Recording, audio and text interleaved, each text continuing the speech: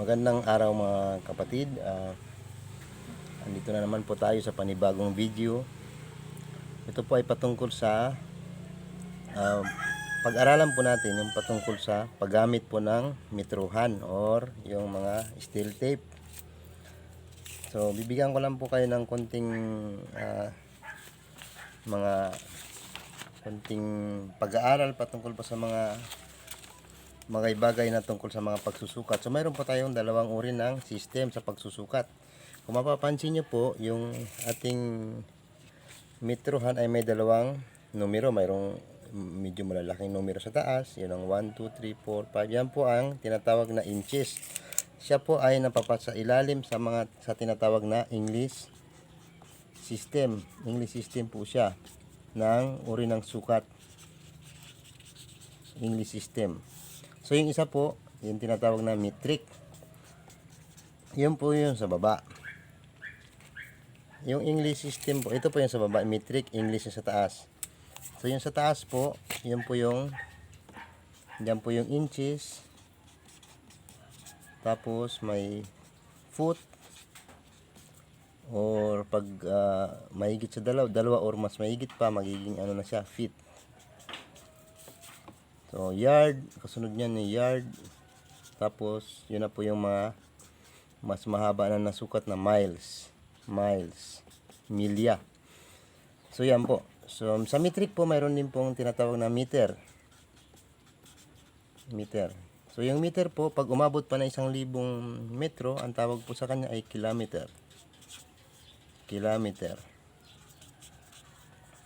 Pag hinati naman po sa 10 decimeter, pagka hinati po sa 100 yung 1 metro, hinati sa 100, yun na po yung centimeter. Tapos pag hinati pa po sa 1,000 yung 1 metro, yun po yung millimeter or mm na lagi nating binabanggit. So ngayon po, ang pag-aaralan po natin ay patungkulan po sa English system. So ito po ay sa susunod na video na. So dito po sa English system, so kung mapapansin nyo po, minsan po na kapag encounter po tayo ng mga sukat na minsan marinig natin 3/8, 3/16, 5/16, 7/16, 3/32. So ito po, siguro hindi naman lahat po sa atin ay medyo kabisado yung mga sukat na to. So ngayon po magbibigay po ako ng maiksing paliwanag kung bakit po may mga ganyang sukat sa inches o sa English system. So yan po.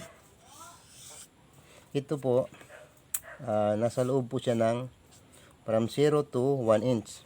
So yan po yung mga number na yan. Kasi hindi pa siya whole number, hindi pa siya buong number. Hindi siya umabot ng 1. So bibigyan ko po kayo ng isang sana maintindihan nyo po. So ito po, sa ating steel tape, mayroon pong 1, 2, 3. Yan po yung inches yung sa taas. So may mga division. Okay lang po kung yung sinusukat natin ay sumakto sa guhit na yan. So 3. Sa 4, sumakto yan. 4, 5. Ang problema po, paano pag dito siya tumama sa may bandang gitna na hindi natin alam kung anong guhit yan. Hindi na rin po yan nilagyan ng number kung anong sukat yan. So nilagay po yung mga guhit na lang po yan. So yan po ang ating susubukang ipaliwanag. So ito po, ipapalakihin po natin yung from 0 to 1. So ito po yung 0 to 1. Ito po, gumagalaw po yung dulo kasi po ito po double purpose. Pag ibinangga nyo po, lulubog siya. Pag sinabit nyo po, nakahatak siya. So normal po na may clearance yan para lagi siyang naka-0, nakasakto sa 0. Bangga or sabit, pareho siyang nasa 0 nagsisentro. So wala pong error. So normal po yan. So dito po, pupunta po tayo sa ating pag-aaral tungkol sa mga guhit-guhit na yun sa loob ng 1 pulgada. So ito po, lagyan po natin ng origin niya or 0. Tapos dito po yung 1 inch. Yung 1 inch. Medyo pinalaki lang po natin. Usually po ganito lang po yung kalaki, yung actual. So pinalaki lang po natin para mas lalo nating maintindihan. So ito po yung 1 inch po. Kung mapapansin nyo po, mayroong mga hati-hati sa gitna. Mayroon po siyang sintrong hati o pinakagitna. So yan po ay nahati sa dalawa. So ilang hati po yan? Dalawa. So 1 and 2. dalawang parts po. So yan po yung isang unang part po, yan ang 1/2. Ito po yung 2 halves or 1 whole or 1. So 1/2 or ito po 2 or 1 inch pa rin po. So yan po 1/2. So alam natin po pag nasa gitna siya ng number ay nasa 1/2 po siya. Ang 1/2 po yan ay hinati ulit sa dalawa. So dalawa. So ang isang pulgada 1 inch ay hinati na sa 1, 2, 3, 4. So bali 4 na po nahati. So mayroon tayong over 4. Over 4. Over 4. So yung una pong ika-4 na bahagi or yung unang fourth ay tinatawag na 1/4. Pangalawa po 2/4 or 1/2. Parehas lang po yan. Ang pangatlo po ay 3/4. Ang pang-apat po ay 4/4 or 1 whole or 1 inch. So maliwanag po. So yung 1/4 po na yan, kung mapansin nyo po, mayroon pa pong ulit hati sa gitna. 1/4. So mayroon pa ulit division. 1, 2, 3, 4. So ito po ang division na pan, bibilangin po natin. 1, 2, 3, 4, 5, 6, 7, 8. So 8 pong division. O para si Manny Pacquiao, 8 division. So pag 8 division po, ang unang division na ito po ay yun po yung tinatawag na 1/8. Ito po over 8, over 8, over 8, over 8, over 8, over 8, over 8. So yung una pong guhit na ito, yun po yung 1/8. Pangalawa po ay 2/8 or 1/4. Ang pangatlo po ay yung 3/8. Pang-apat ay 4/8 or 1/2. Pang-lima, yun ang 5/8. Pang-anim, 6/8 or 3/4. Pang-pito, yun ang 7/8 or wala pong 7/8 lang po siya. Ang pang-walo, yun ang 8/8 or 1.0 or 1 inch. So yan po. So hindi pa po dyan nagtatapos. Mayroon pa pong division ulit. So yung 1/8 po na yan, andito na po siya. Medyo may kalabuan lang. Yan po. Galing po dyan hanggang dito. Yan po. Yan. Tsaka yan. Yan po yung 1/8. So hinati pa ulit sa dalawa yung 1/8. So mayroon division po ulit. So yan po. So ilang division na po yan? 1, 2, 3, 4, 5, 6, 7, 8, 9, 10, 11, 12, 13, 14, 15, 16. So 16 na po. Dito na po natin ilalagay sa taas dahil napupuno na po yung baba. So dito po 16. So 16, 16, 16, 16, 16, 16, 16 po, 16, 16, 16, 16, 16, 16, 16, 16. So yan po. So ito po, tulad ng ginawa natin sa 1/8 at sa 1/4, ito po yung 1/16, 2/16, 3/16, 4/16.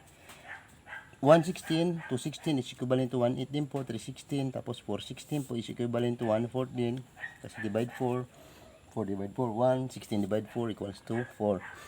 So 5/16, 6/16 or 3/8, 7/16, 8/16 or 1/2, 9/16, 10/16 or 5/8, 11/16, 12/16 or 3/4, 13/16, 14/16 or 7/8, 15/16 at saka yung 16/16 or 1 inch. So yan po.